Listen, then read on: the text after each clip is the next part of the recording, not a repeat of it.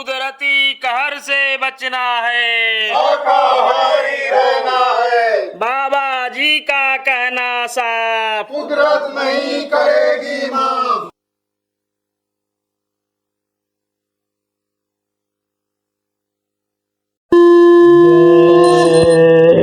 गुरुदेव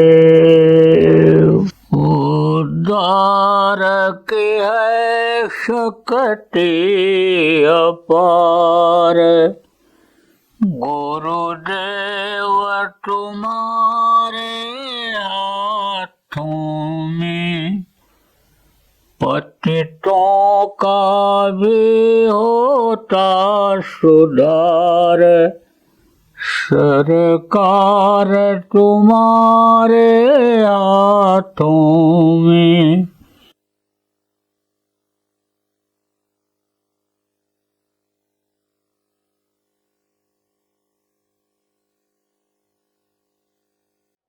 कोई अगर सूरज को देखना चाहे तो सूरज सफ़ेद दिखाई पड़ता है, और काले रंग का चश्मा, नीले रंग का चश्मा लगा ले तब सफ़ेद दिखेगा, काला ही दिखेगा।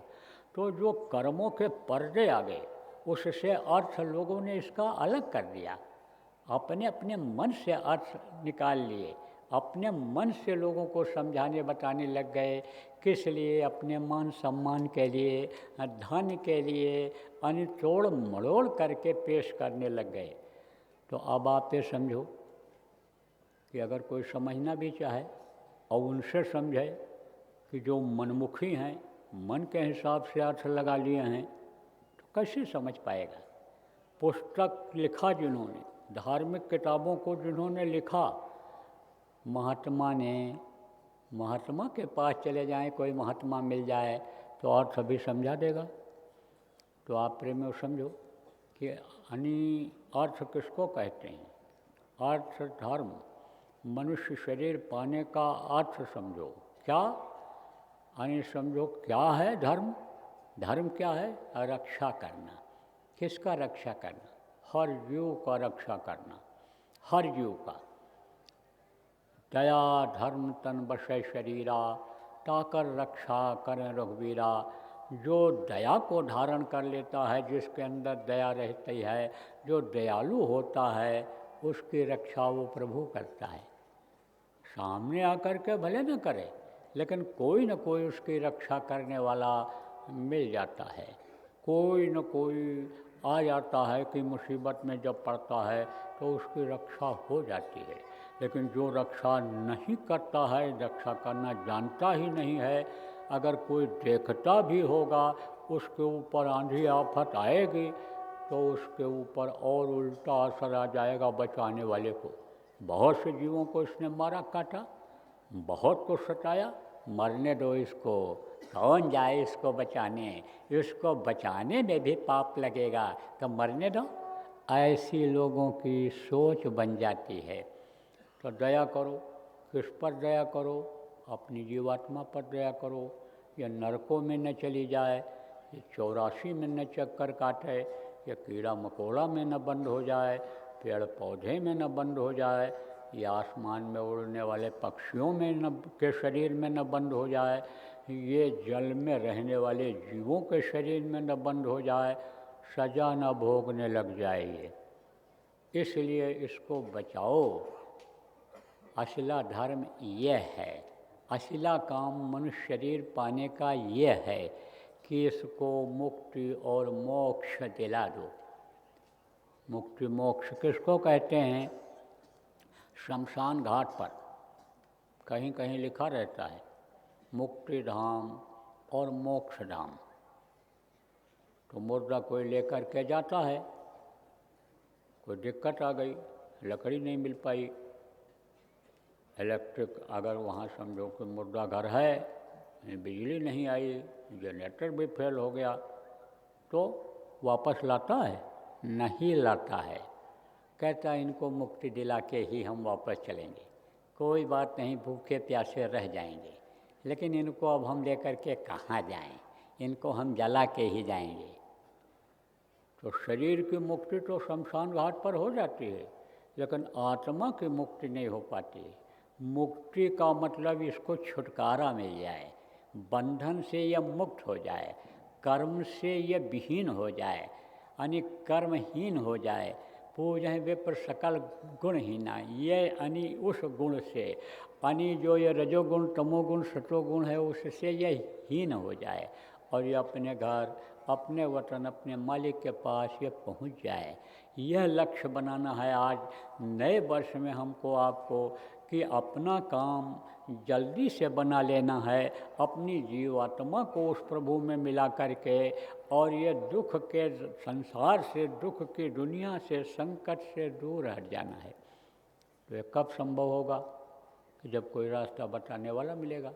तो रास्ता बताने वाले भी, अपने घर पहुंचाने वाले भी हमेशा इस धरती पर मौजूद रहते हैं। जैसे अपने गुरु महाराज थे, गुरु महाराज इसी काम के लिए इस धरती पर आए थे। उनका यही एक निशाना था कि हम आए वह देश से जहाँ तुम्हारो धाम और तुमको घर पहुँचाऊना एक हमारो काम, एक लक्ष्य एक उद्देश्य कि हम तुमको तुम्हारे घर पहुँचा दें। तो पहले तो उन्होंने मनाया, समझाया। जो कहीं मानने के लिए तैयार होता है वो तो कहता है हमारे लिए यही ठीक है, जहाँ हम हैं उसी में सुख है। कारण क्या है? कारण यह है कि काल भगवान ने जब जीवों को मांगा था, किससे? सत्पुरुष से, तो उन्होंने दिया। तो उन्होंने जो जीवों को दिया उससे इन्होंने रचना किया। ये धरती आसमान ये सब बनाए, देवी देवता ये सब बनाए, सारी सृष्टि की रचना तो उन्होंने कर दी। लेकिन इसको चलाने के लिए उनके पास जीवात्माएँ नहीं रही कि जिससे समझो कि ये व्यवस्था चल पावे।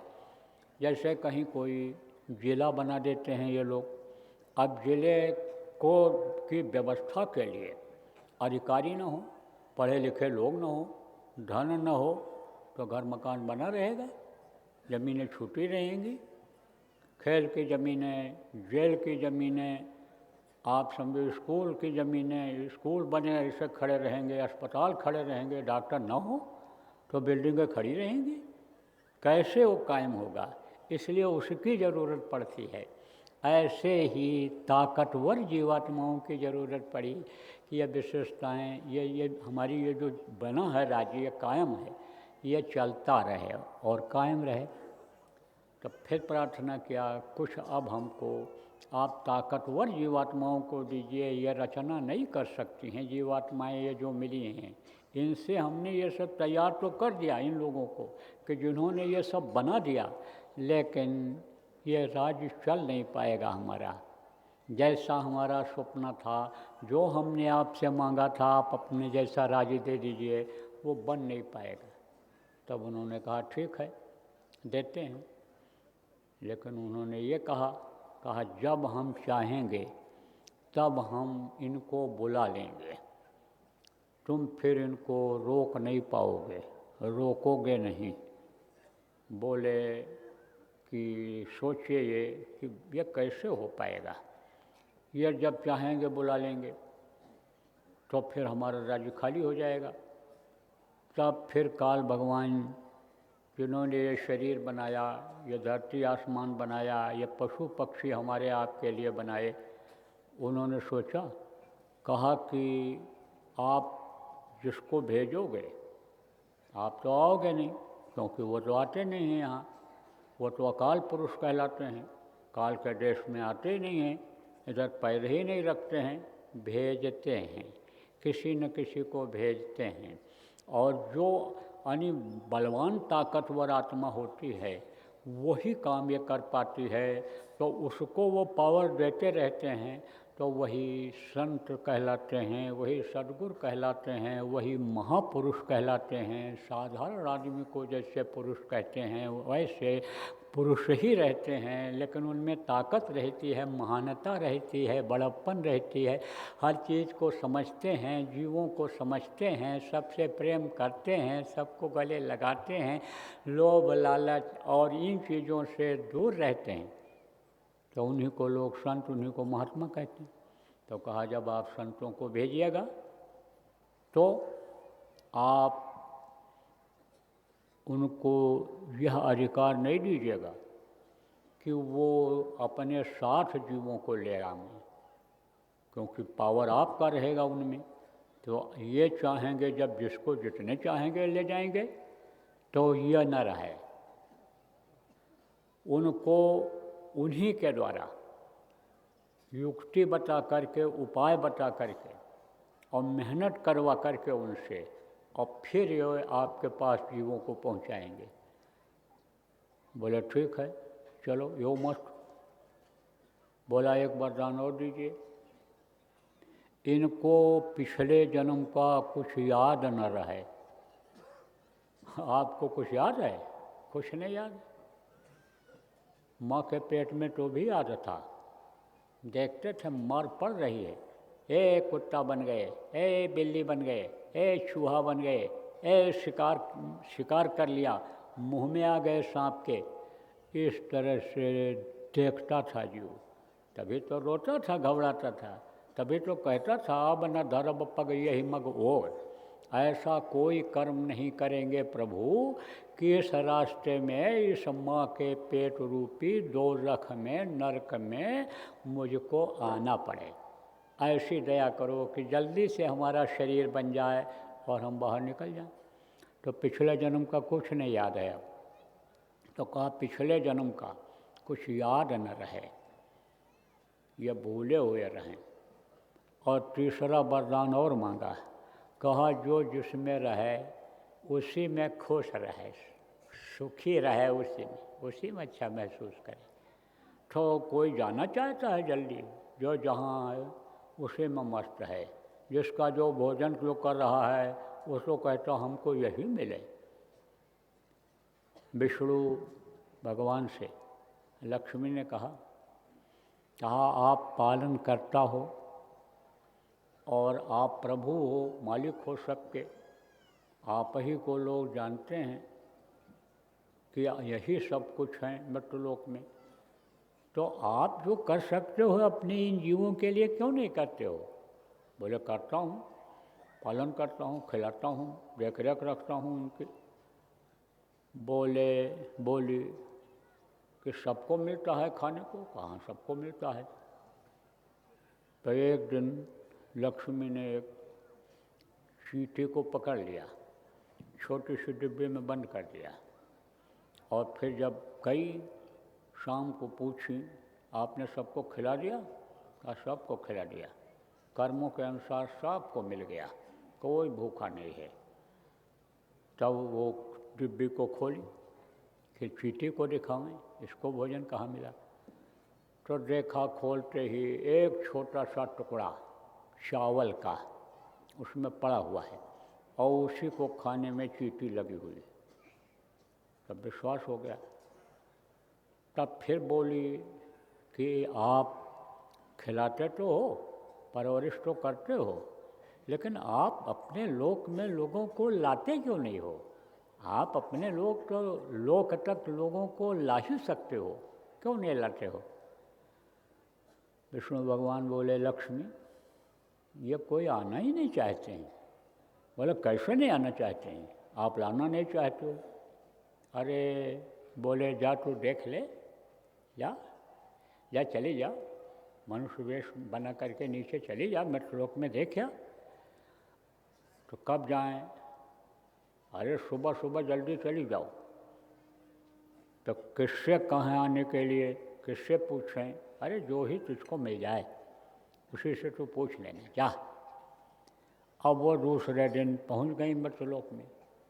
तो आपको कल बताया था कि लैट्रिनें जब नहीं थी तब लोग बाहर जाते थे लैट्रिन के लिए, टट्टी के लिए, और वो लंबी सूंड वाली, लंबी मुँह वाली वो सूकरी अपने परिवार को पूरे ले करके और सुबह सुबह ही जाती थी, पूरा लैट्रिन सब खा पी करके, चाट करके, साफ करके चली जाती थी।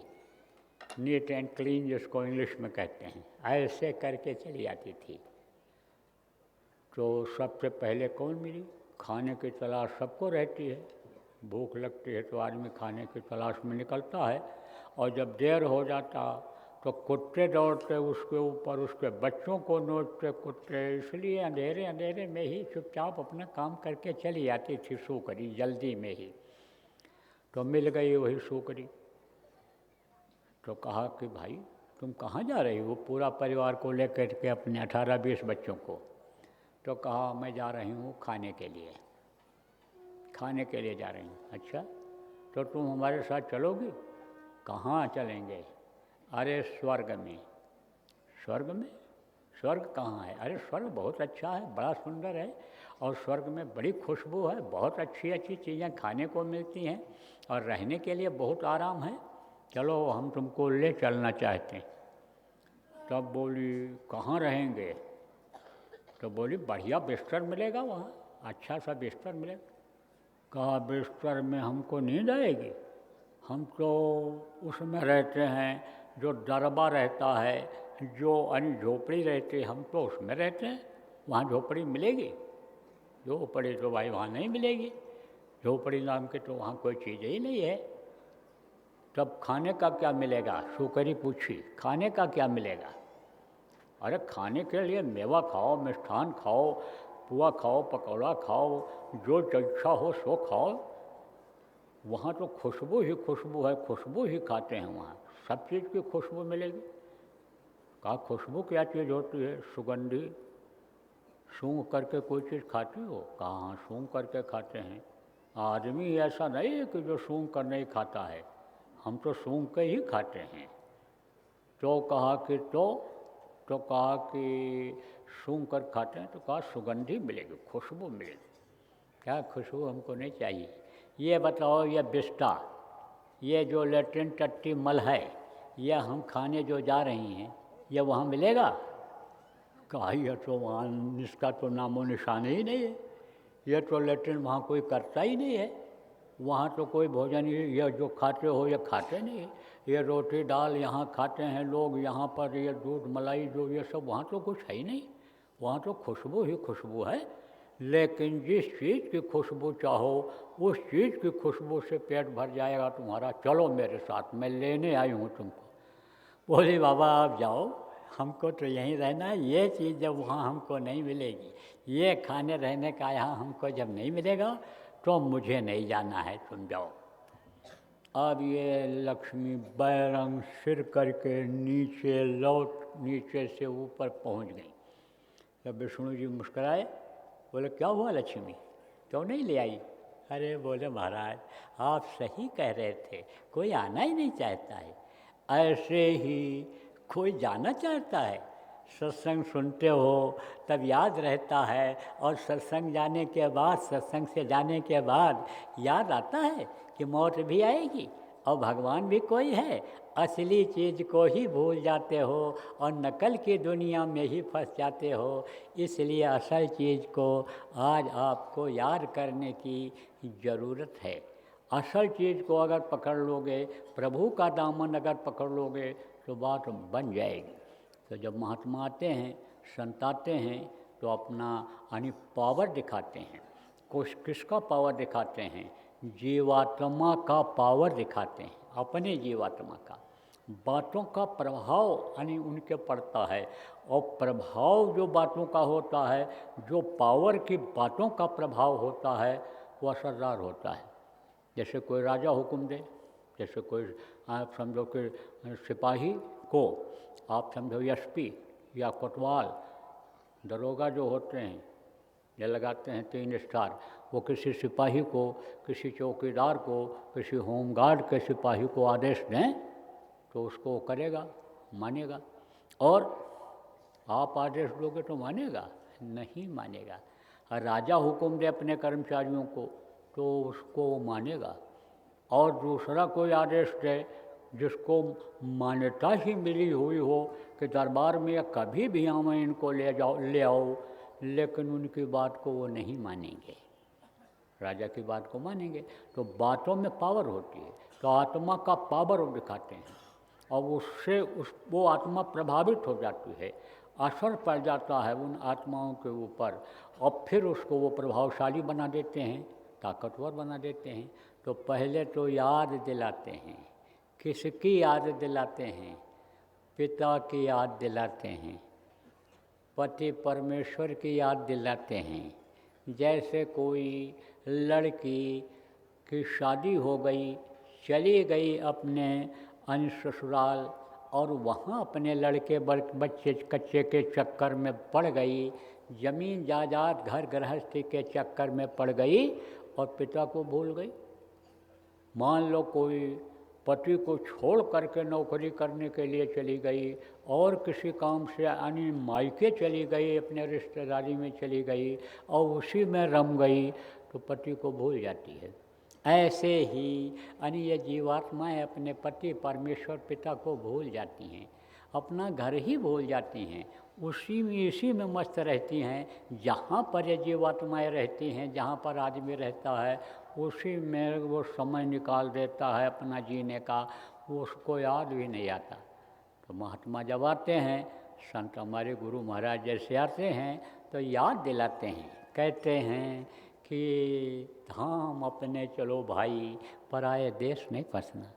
ये तुम्हारा घर नहीं है, अपने घर चलो। मिट्टी और पत्थर के घर को जो लोग ये समझ बैठते हैं कि ये मेरा घर है, ये मेरा घर है, ये मेरा घर है, उनका यह भ्रम और भूल है।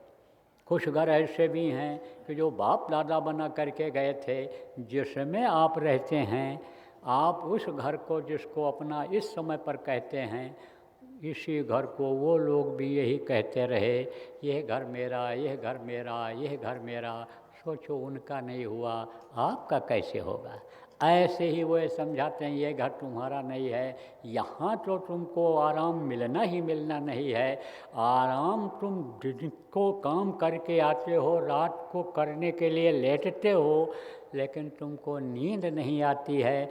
एक के बाद दूसरी समस्या, दूसरी के बाद तीसरी समस्या, कोई न कोई संकट तुम्हारे सामने रहता है जिससे नींद नहीं आती है, आराम नहीं मिलता है। लेकिन तुम जब अपने घर पहुंच जाओगे, अपने वतन, अपने मालिक, अपने पिता पति परमेश्वर के पास पहुंच जाओगे, तब आराम मिल जाएगा।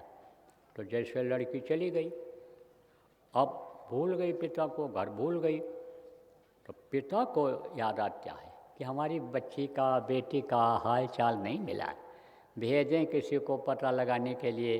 जाए, जब भेजते हैं और यह खबर होती है बच्ची को कि हमारे पीहर से कोई आया है, हमारे मायके से, पिता के घर से कोई आया है, तब पिता का घर याद आ जाता है, पिता याद आ जाते हैं।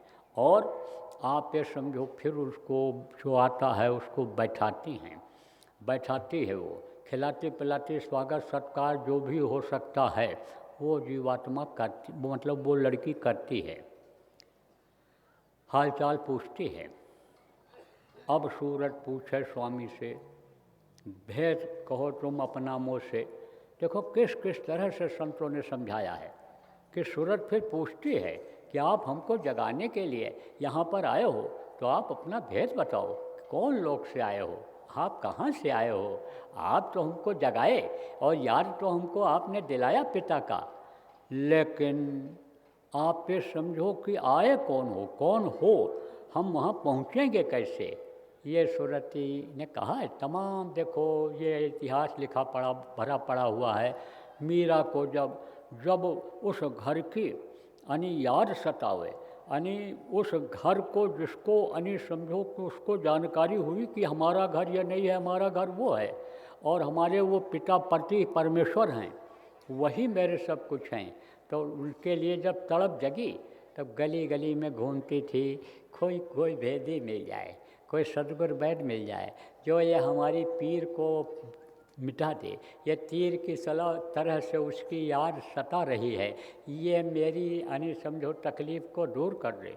इस तरह से रोती थी, चिल्लाती थी, नौ आंसू गिरते थे आँखों से। तो जब तड़प पैदा होती है, तब ऐसी स्थिति होती है, तो सूरत ये पूछती है, वो लड़की पूछती है, जैसे उदाहरण देकर समझाता हूँ आपको। लड़की पूछती है कि आप कहाँ से आए हो, वहाँ से आए हो। तब वो जब हाल सब बताते हैं, तब उसको याद आ जाता है लड़की को, कहा हाँ ये वहीं से आए हैं, ये पूरा मुंह का दरवाज़ा था, इस तरह से ज़मीन पड़ी हुई थी, पेड़ लगा हुआ था, हम भी वहीं रहते थे, तब उसको याद आ जाती। देखो गुरु महाराज जब सत्संग सुनाते थे तो जीवात्माएं सुनती थी उसको। छोटे छोटे बच्चे ऐसे ऐसे ऐसे देखते रहते थे। एक आदमी ने मेरे से ही कहा ये बच्चा क्या समझता होगा, ये क्या सुनता होगा। छोटा बच्चा था। हमने कहा इसकी जीवात्मा सुनती है, वो समझती है, भले न बोल पावे ये, लेकिन वो जीवात्मा समझ रही है, संस्कार इसका बन रहा है और आगे चल कर के यही हमारे आप जैसा सत्संगी हो जाएगा। हमने उनको समझाया है, गुरु महाराज के टाइम की बात है। तो ये आत्माएं सुनती हैं और ये इनको उधर की याद आ जाती है या उधर खिंच जाती हैं तार के द्वारा। तो जब अनि समझो कि लड़की कहती है कि अनि समझो बताओ, तो बताते हैं वो, जिसको पिता भेजता है, फिर कहते हैं वो कि हम तुमको लेने के लिए आए हैं। तब वो अपनी मजबूरी जाहिर करती है लड़की कि गृहस्थी में हम फंस गए हैं, यह हमारे अच्छे बच्चे कच्चे, इनको कौन देख रेख करेगा, या हमारे पति जिसके बंधन में हम बांध दिए गए, हम इनसे कैसे छुटकारा पाएंगे, हम कैसे इनसे निकल पाएंगे। तब वो ये कहते हैं कि हम सब तुम्हारी गृहस्थी को सेट करा देंगे, तुम इस गृहस्थी में ही रहोगे और फिर सब सेट हो जाएगा। कैसे सेट होता है कि जैसे आप यहाँ पर आए हो और आपका कोई जानवर हो, कोई घर में न हो देख रेख वाला, तो आप कह करके आए होगे कि भैया ज़रा हमारी गाय को देख लेना, बैलों को चारा डाल देना। 2 दिन पहले से ही चारा काट कूट करके सब इंतजाम करके रख के आए होगे। ऐसे ही सेट करा देते हैं गृहस्थी, और इसी गृहस्थी में भजन करा देते हैं। जैसे आप अभी भजन किए, ध्यान किए, सुमरन किए, ऐसे करा देते हैं। मालूम भी नहीं पड़ता है कि घर नहीं छोड़े हैं, घर छोड़ भी दिए हो आप जहाँ जब आए हो, और घर छूटा भी नहीं है आपका। अभी आप सुन करके जहाँ से चले जाओगे, ध्यान भजन करके अभी आप चले जाओगे, गृहस्थी भी देख लोगे। ऐसे ही जिसको वो भेजता है पिता, वो गृहस्थी को सेट करने के बारे में बताता है कि ऐसे ऐसे तुम्हारा सेट हो जाए। तब कहती है कि हम तो अब पहुँच भी नहीं पाएंगे, बहुत दिन हो गया हम तो गए ही नहीं, यहाँ तक कि हम अपना पीहर ही भूल गए, हम तो अपना घर ही भूल गए, अपने पिता को ही भूल गए। अब तो हम जल्दी उनको पहचान भी नहीं पाएंगे, वो हमको भी नहीं पहचान पाएंगे। तब कहते नहीं, तुमको वो भूलने वाले नहीं हैं, तुमको तो बराबर याद करते रहे, तुम ही भूल गई हो अपने इस गृहस्थी में, तुम ही खाने पीने के चक्कर में इसमें तुम भूल गई हो, तुमको वो नहीं भूले हैं। भूले होते तो क्यों भेजते।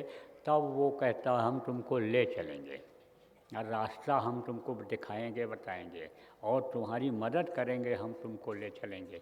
तब लड़की तैयार हो जाती है, सेट हो जाती है और अपने पिता के घर वो चली जाती है। ऐसे इस जीवात्मा को समझाते हैं, बताते हैं, मन बनाते हैं, इन्हीं के बीच में रहते हैं। जिस आदमी को बाप भेजता है वहीं जब ठहर जाता है, रह जाता है, वहीं जब उसकी गृहस्थी सेट करा देता है, वहीं उधर से संतोष संतुष्टि दिला देता है, तब वो लड़की पिता के घर आने के लिए तैयार होती है। ऐसे ही तभी ये जीव तैयार होता है कि जब इसको विश्वास हो जाता है कि हमको ये वहाँ पहुँचा देंगे। तो देखो फिर रास्ता बताते हैं कि अभ्यास करो, इस रास्ते से तुम पहुँच जाओगे। तो नाम बताते हैं, यह नाम जो आपको बताया गया 5 नाम, ये 5 नाम का सुमिरन करें और कहाँ संत तब भव से तरे। फिर इस भव सागर में डूबने उतराने से छुटकारा मिलता है जब 5 नाम का सुमिरन किया जाता है। जो अभी हमने आपने किया, सुमिरन किया ना, अब ये जरूर ध्यान रखा करो कि जिसके नाम को लो उनके रूप को याद करो। इधर उधर आपका ध्यान बटना नहीं चाहिए, मन इधर उधर जाना नहीं चाहिए, उसी रूप को ही ऐसे अंदर में देखते रहो और नाम को जपते रहो। क्योंकि मन इधर उधर चला जाएगा। तो उतनी देर के लिए जितनी देर आप यानी सुमिरन करोगे, एक एक माला पर यानी आपका ध्यान उधर होना चाहिए, एक एक दाना पर आपका ध्यान होना चाहिए। उधर से वो बता देगा, मन दूसरी तरफ चला जाएगा। तो उतनी देर जो आपको ध्यान करना है, 12-15 मिनट लगता है ध्यान करने में, सुमिरन करने में। तो ध्यान जब उधर नहीं रहेगा तो कैसे वो देखेंगे तुम्हारी तरफ। देखो, आप किसी की तरफ ऐसे देखो और उधर देख करके उनको आवाज़ लगाओ तो वो भी आपकी तरफ देखेंगे। और आप देखो, उनको याद किए, आवाज़ लगाए, नाम ले रहे हो बराबर, लेकिन देख नहीं रहे हो उनको, तो वो भी अनदेखी करते हैं। आदमी अनदेखी करता है कि कह तो रहा है लेकिन हमको ये देख नहीं रहा है। तो देखते हैं वो, और जब देखते हैं तो दया देते हैं, शक्ति पैदा करते हैं, मन बनाते हैं, मन के ऊपर दबाव डालते हैं। और मन जब दब जाता है तभी वो समझो कि सुमिरन पूरा होता है, जाने के लिए उधर तैयार होता है ध्यान में। और नहीं तो मन ध्यान में भटका देता है। मन ये जो जीवात्मा की ताकत को लिए हुए बैठा है, कहाँ पर? यहाँ अंगूठे तक असर है, अंगूठे तक। मन कहता है तभी अंगूठा ऐसे चलाते हो, मन कहता है तभी पैर से चलते हो। तो असर पूरा यहाँ तक है, यहाँ से लेकर के यहाँ तक। मन की बैठक कहाँ है? जहाँ जीवात्मा की बैठक है वहीं मन की बैठक है। और मन ये किसका अंश है? काल का अंश है। और काल जो है वो कभी भी नहीं चाहता है कि ये जीव हमारे लोक से ऊपर ये जा पाएँ, क्योंकि ये ऊपर चले जाएंगे तो ये फिर नीचे आएंगे नहीं, तो हमारी बादशाहियत ख़त्म हो जाएगी, प्रजा ही नहीं रहेगी, तो हम राजा किस बात के रहेंगे। इसलिए ये मन को लगा रखा है। और डोर मन की किसके हाथ में दे रखा है? माया के हाथ में। माया का ही ये पूरा पसारा है।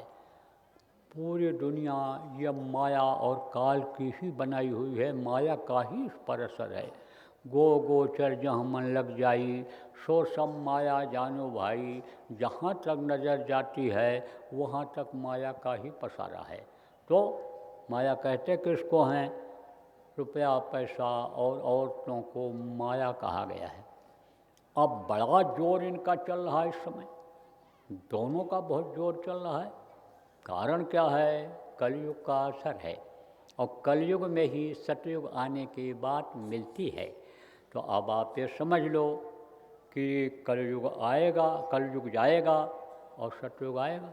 तो कलयुग जाना नहीं चाहेगा, संघर्ष होगा, लड़ाई होगी, जिसको महात्मा कबीर पहले ही कह करके गए, दो पाटन के बीच में साबित बचा न कोय, चलती चक्के देख कर दिया कबीरा रोए। कबीर साहब रो पड़े थे कि दो पाटों के बीच में पिस जाएंगे, कलयुग सतयुग के संघर्ष में पिस जाएंगे। हालांकि उनका लड़का था, वो भी साधक था, पहले तो बिगड़ा हुआ था, उपजा पूत कमाल, हनी बूढ़ा वंश कबीर का उपजा पूत कमाल, और हरि का भजन छोड़कर घर ले आया माल। मौका मिलते उठा ले आता था। अब चोरी करना हम क्यों कहें, लेकिन समझ लो कि दूसरे का माल अपना, पराया माल अपना, ऐसा कर लेता था वो। लेकिन जब ज्ञान हो गया, सुधर गया, तो समझो कि ज्ञानी हो गया।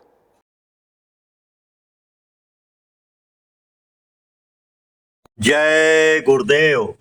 सरकारी व गैर सरकारी अनुदान के लिए बिना सत्संगियों के सहयोग द्वारा जनहित के कार्यों में लगी हुई बाबा जय गुरुदेव धर्म विकास संस्था का मुख्यालय पिंगलेश्वर रेलवे स्टेशन के सामने मक्सी रोड, उज्जैन, मध्य प्रदेश में है। यहाँ पर सत्संग व नामदान का कार्यक्रम होता रहता है। अतः आप श्रोताओं से अनुरोध है कि बाबा उमाकांत जी महाराज के आश्रम उज्जैन एक बार परिवार सहित जरूर पधारिएगा। आपके सुझाव के लिए व्हाट्सएप नंबर 9575600700। जय गुरुदेव, जय गुरुदेव।